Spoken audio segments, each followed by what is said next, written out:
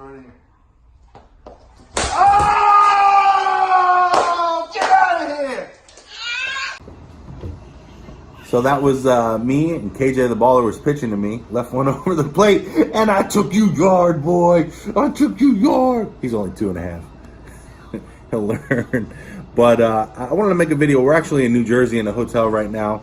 My uncle passed away, so we're here for his service. But I wanted to make a video before we get with the family, because I don't have any videos coming up this weekend, and I want to make sure I get something out for you guys. I got a great question about batting practice. First off, love your content. My question is more directed towards BP and coaches throwing BP. I'm a firm believer that coaches throwing BP overhand from any distance is doing a disservice to the kid due to the eye level and swing plane. Our release points will not be anything like what a child will see in live situations. I have completely gone away from that type of BP throwing and have switched to either a front toss or a seated throw about 8 to 10 feet in front of to better replicate pitch plane. I'm curious if you have any opinions on this, or if you have any science to back one way or another. Once again, thank you for what you do and hope to hear your thoughts on this. Take care.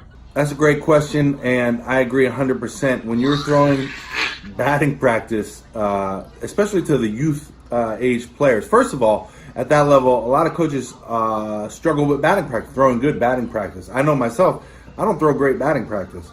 So throwing batting practice good batting practice is very hard. It's a very skillful thing to do. So there's not many youth baseball coaches out there that can throw very good batting practice.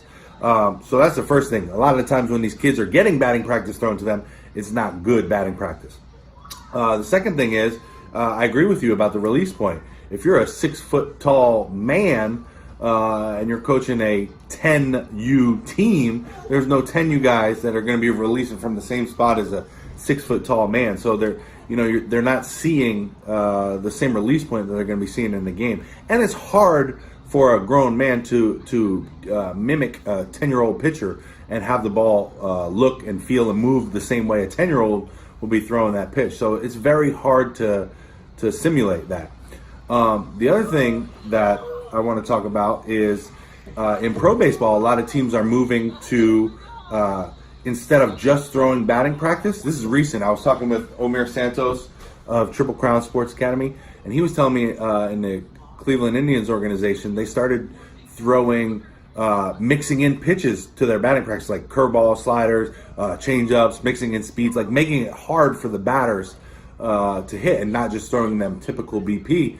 And the studies actually show that guys are seeing better results from practicing that way.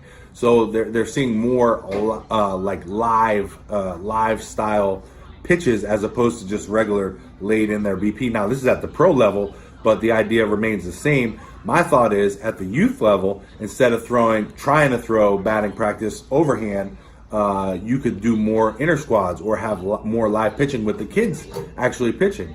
Get your pitchers some work and your hitters some work at the same time. So that would be a great alternative. Obviously, I like front toss. Front toss, you're losing a little bit of the release point because you're going to be down low, especially at a bucket. But the good thing about the front toss is you're going to be a lot more accurate. It's a lot easier. It's a lot easier to be accurate in front toss than it is overhand. So I hope that answers your question. I agree with you, definitely. So I guess my suggestion or my answer to this would be keep working that front toss. The tee's great to work with for youth baseball to take out the timing aspect of the swing, then work on the front toss to incorporate the timing of the swing, and then just get more live reps. Get your pitchers pitching to your hitters. That's what I would do. So hope that helps, and thanks for the questions. Great question. I like those well thought out questions, and keep them coming. If you got a question, leave it down below. I'd love to talk to you down there. Thanks, guys. Talk to you soon.